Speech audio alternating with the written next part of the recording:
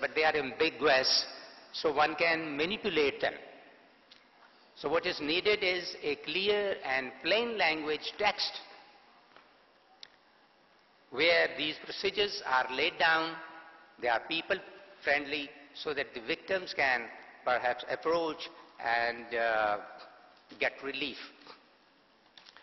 Ignorance about the spirit of law is also one of the causes for discrimination and harassment.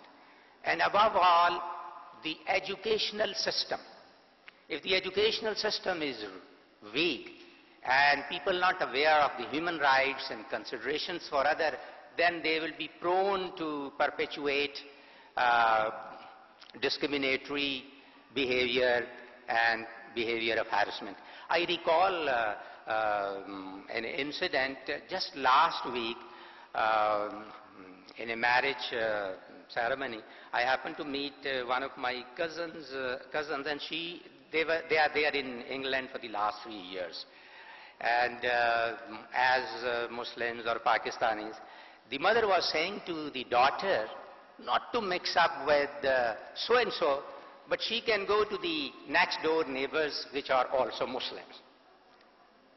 You can perhaps appreciate and understand the mother's concern that a girl from Pakistan is allowed to mix with another girl, a Muslim girl, rather than a British one. And the daughter said, "Ma'am, are you a racist?" So that comment emerged because of her 2-3 years of education over there. So if the education system is strong and these things are built into the educational system, we will develop sense and sensibilities to check these behaviors. Psychological impact is that in case of harassment and anxiety, severe anxiety, depression and PTSD, which is post-traumatic stress disorder.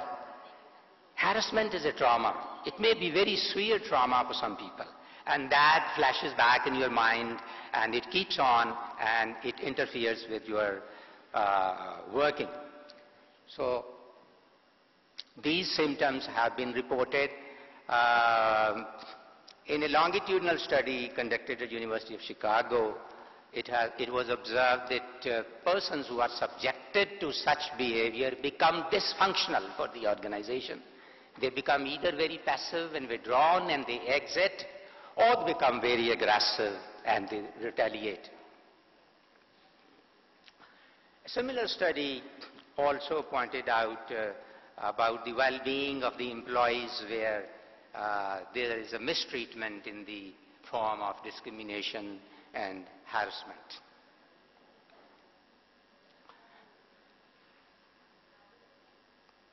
And in another study, such victims can be security risks for the organization as well. Since this is a morbid behavior, people can react to retaliate, and they can be security risk for the organization. Next. There is a relationship between discrimination and harassment. If discrimination means, for example, less women employed, they are more susceptible and vulnerable to be harassed. And suppose there is a complaint and you are educating a case of discrimination and harassment, and if there are less women, there is a possibility that the judge would also be a man, so a woman perspective will not be properly heard. For example, there is a sense in having women as judges in the family court, because then they can appreciate the context of the complaint by a woman. Next. Last, remedy or solution is that we need to carry out periodic surveys in our organizations to sense the degree of discrimination that people perceive. As HR manager, we may claim that our work site is free of discrimination and harassment. But who is the other party? The employees. So we need to take them into confidence. We need to collaborate with them. We need to share with their ideas and carry out periodic, that can perhaps proactively inform you about some perception that exists in the employees. And one can then take corrective actions about that. So you can identify hazards by taking periodic surveys about these two phenomena. Secondly, the fact that discrimination and harassment remains in some form. No organization can say that it's 100% free of that, although any can perhaps desire that it should be 100% free. So it has to be constantly worked about. And that is that as manager, one of the competencies required is to bring change in our organization.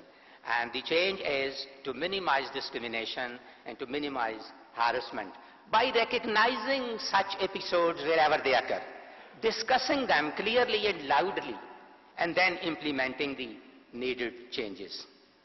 Suppose when a case is adjudicated, people become aware of it. They see the consequences, and they vicariously identify with the aggressor or with the discriminator. So there is a learning, there is an experiential learning for everybody.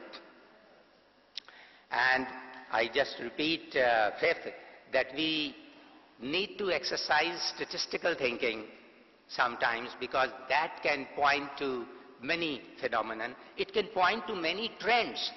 You see, one or two exceptions may be there, but if there is a robust and a sizable number indicating certain behaviors, that reminds us that this is an area which needs to be looked at. Moreover, number 6, businesses are to display sense of societal responsibility. My predecessor also touched upon that theme, that we don't have to just mind business economics. As a part of the society, discriminatory and harassment-related tendencies affect the overall society and the organization. So last is develop people, make them free of discrimination and harassment, because that is the human side of the enterprise. We need not bother about machinery and equipment and all that as much as we should the human capital. If the human capital is in place and it is in a good condition, they will work for you. As they say, the gunman is more important than the gun. One thing, I just saw a university website, and on the main page there are certain markers: staff, policy, contact us, operation, blah, blah, blah. And there was one slide showing discrimination and harassment. I clicked that, and that university explained publicly, since it is on their website, that they have a certain policy of discrimination and harassment, which they worked out with the consensus of all the stakeholders, the parents, the students, the faculty, the administration. I think, I don't know how many businesses have such policies which are duly highlighted and they are actually implemented. I think one thing that I finally recommend at this forum is that we put on so much material on our websites, a policy, a consciously formulated, plain language that everybody can understand, and then those policies and procedures are actually put into place. I think that will go a long way in removing discrimination and harassment. Thank you.